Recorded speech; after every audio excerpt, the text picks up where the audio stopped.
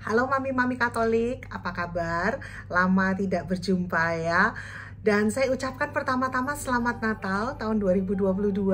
Masih belum terlambat ya, karena kita masih dalam oktav Natal. Biasa menjelang Natal itu pasti repot banget, ribet, banyak tamu dan lain sebagainya. Saya pun lagi nggak di rumah ini, seperti yang bisa dilihat, lagi di kamar hotel ya. Lagi jalan-jalan di Jawa Tengah bersama dengan keluarga. Tapi saya mau memberikan sebuah renungan. Sumber inspirasi saya kali ini datangnya dari, seperti biasa, Father Mike Smith ya, dari YouTube-nya dia yang berjudul Having Joy in Uncertainty, atau memiliki sukacita dalam ketidakpastian. Kalau teman-teman ada yang seperti saya tuh suka banget lihat-lihat foto-foto lama ya. Senang sekali liatin foto-foto waktu anak-anak masih kecil, waktu kita masih muda. Kenapa ya kita kok senang banget ngelihat atau flashback ke memori-memori yang kita pernah punya dulu ya, apa yang sudah kita lewati. Karena di sejarah ya, di sejarah kita adalah sesuatu yang pasti ya. Apa yang kita sudah lewati itu semua sudah pasti telah terjadi. Masa-masa indah ya, masa-masa yang kurang indah juga sebenarnya banyak, tapi yang di capture gitu ya, yang tertangkap di dalam foto-foto atau hal-hal yang kita ingat-ingat kembali, biasanya adalah memori-memori yang indah ya. Kita sudah mulai bisa memilih-milih memori mana yang kita mau simpan dan memori yang mana yang kita nggak mau simpan, dan kita tahu pasti apa yang telah terjadi. Tapi di dalam kehidupan kita yang selanjutnya itu sangat penuh dengan ketidakpastian ya. Kita nggak tahu apa yang akan terjadi besok. Kita bisa planning, tapi kan kita nggak tahu gitu ya. Selalu ada ketidakpastian. Mungkin kita akan mengambil sebuah keputusan dan kita nggak tahu apakah keputusan itu keputusan yang benar, yang akan membuahkan hasil yang baik, atau akan menjadi keputusan yang salah yang membawa kita kepada hal-hal yang mungkin kurang kita inginkan. Dan kita sebagai manusia selalu sebenarnya kepengen banget tahu pasti apa yang akan terjadi selanjutnya di dalam kehidupan kita pastinya ya. Dan kita nggak suka kalau misalkan kita harus menebak-nebak, atau kita akan deg-degan kalau misalkan kita nggak tahu pasti apa yang akan terjadi. Nah, tapi kan sekarang kita lagi dalam masa Natal ya. Masa Natal ini selalu dikatakan orang adalah masa yang penuh dengan sukacita ya, menanti kelahiran Yesus. Yesus sudah lahir sekarang, menjadi juru selamat dunia. Dan seharusnya yang kita alami sekarang adalah sukacita. Tapi gak semua orang tuh bisa merasakan sukacita. Mungkin ada teman-teman yang sekarang juga susah untuk merasakan sukacita ya. Di dalam kehidupan saya sendiri gak selalu penuh dengan sukacita. Selalu ada aja hal-hal yang membuat saya kehilangan sukacita. Nah, bagaimana terus gitu ya? Kita diajak untuk melihat ke cerita bunda kita tercinta ya, bunda kita, Bunda Maria. Karena biasanya kehebohan Natal itu selalu dihubungkan dengan kelahiran Yesus, yang tentunya adalah juru selamat kita dan kita patut untuk bersyukur ya. Tapi ada seseorang di background ya, yaitu Bunda Maria, yang sebenarnya mungkin saat-saat menjelang Natal, saat-saat menjelang Yesus lahir, dia itu dipenuhi oleh banyak deg-degan, banyak ketidakpastian ya di dalam kehidupannya dia. Kalau bahasa Inggrisnya lagu Malam Kudus ya, Silent night, holy night, all is calm, all is bright, all is calm, semuanya tenang, semuanya terang ya, bright.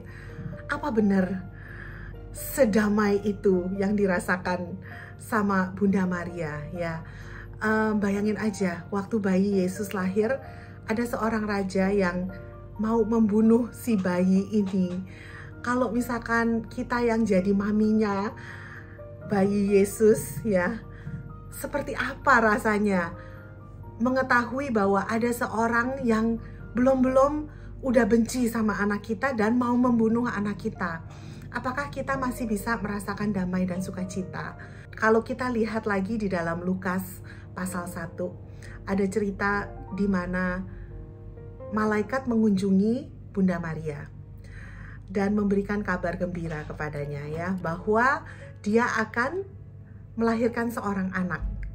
yang dikandung dari Roh Kudus. Saya akan bacakan dari Lukas 1 ya.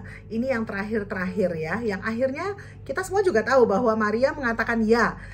Dia mengatakan di ayat 38, "Sesungguhnya aku ini adalah hamba Tuhan. Jadilah kepadaku menurut perkataanmu itu."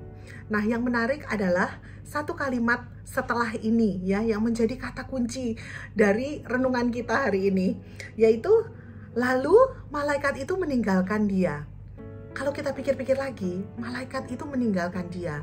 Malaikat itu nggak bilang sama dia, "Aku akan menemani kamu terus, aku akan mendampingi kamu terus, aku akan memberitahu kamu langkah selanjutnya apa." Yang malaikat itu janjikan hanya bahwa karunia Allah itu akan menaungi Bunda Maria ya. Malaikat itu mengatakan bahwa Allah tidak akan meninggalkan Maria. Tapi setelah itu Maria diberi tugas yang begitu berat ya. Lalu Maria itu mengunjungi Elizabeth saudarinya ya.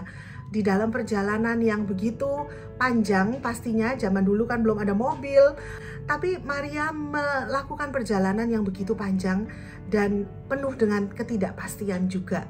Tapi kita bisa melihat bahwa ada sukacita selalu yang berada di dalam hati Bunda Maria. Dan di dalam peristiwa-peristiwa rosario kita, itu ada di peristiwa-peristiwa gembira ya. Peristiwa pertama, Maria menerima kabar dari malaikat Gabriel. Padahal di situ banyak ketidakpastian yang terjadi.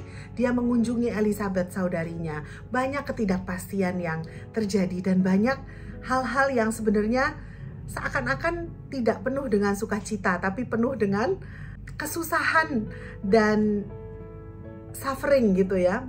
Lalu Yesus lahir di Bethlehem.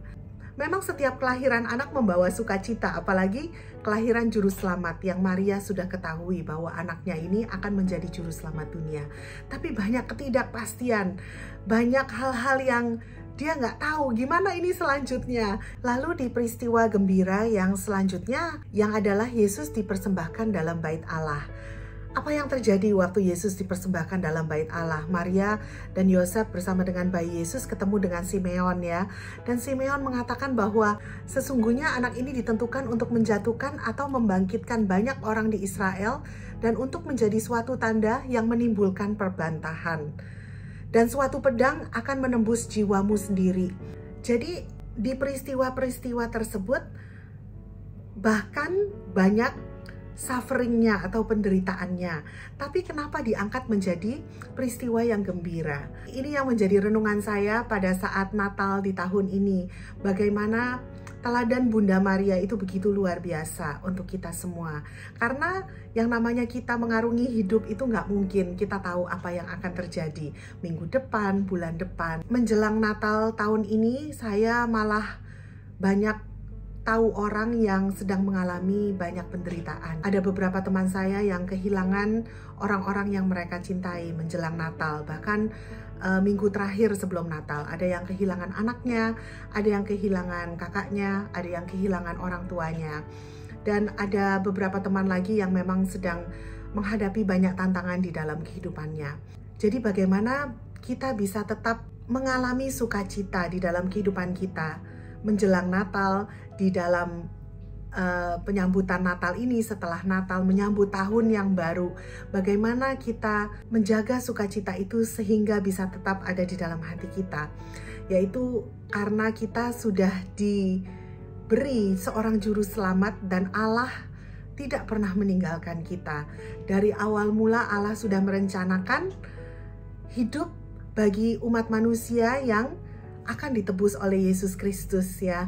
Kita banyak sekali berbuat dosa, kita banyak sekali melenceng dari jalan-jalan kebenaran. Tapi Yesus sudah direncanakan oleh Allah Bapanya untuk datang ke dunia dan menyelamatkan umat manusia.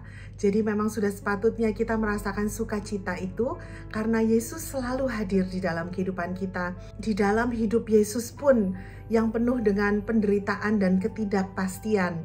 Ya, tapi dia bersama bundanya, Bunda Maria, itu selalu menjalankan hari-harinya dengan sukacita, penuh harapan. Dan saya cukup surprise sebenarnya kemarin waktu saya ikut misa hari Natal, salah satu doa umatnya itu mendoakan para ibu muda ya. Para ibu muda supaya tidak takut melahirkan anak-anak ke dalam dunia ini, ke dalam dunia yang penuh dengan ketidakpastian. Saya sendiri ingat dulu waktu saya masih lebih muda ya, waktu saya sebenarnya masih punya kesempatan untuk punya anak lebih gitu, saya sempat berpikir, aduh kok kasihan ya anak-anak kita, karena mereka hidup di dunia yang begitu tidak menentu, yang banyak kejahatan, yang banyak dengan penderitaan. Saya sempat takut gitu untuk punya anak lagi. Waktu itu anak saya masih 2 kalau nggak salah ya, sekarang paling nggak sudah 3.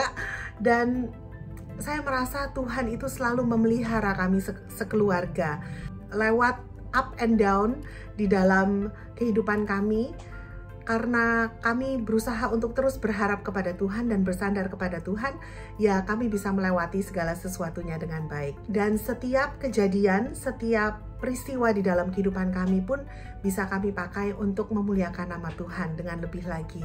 Saya harap teman-teman memiliki Natal yang penuh dengan sukacita, ya, sukacita yang bukan hanya happy-happy semata, party sana, party sini, makan-makan, pesta sana, pesta sini, tapi merasakan sukacita yang lebih dalam lagi, di mana kita percaya bahwa Tuhan adalah Immanuel, Tuhan beserta kita, dan tidak akan pernah meninggalkan kita.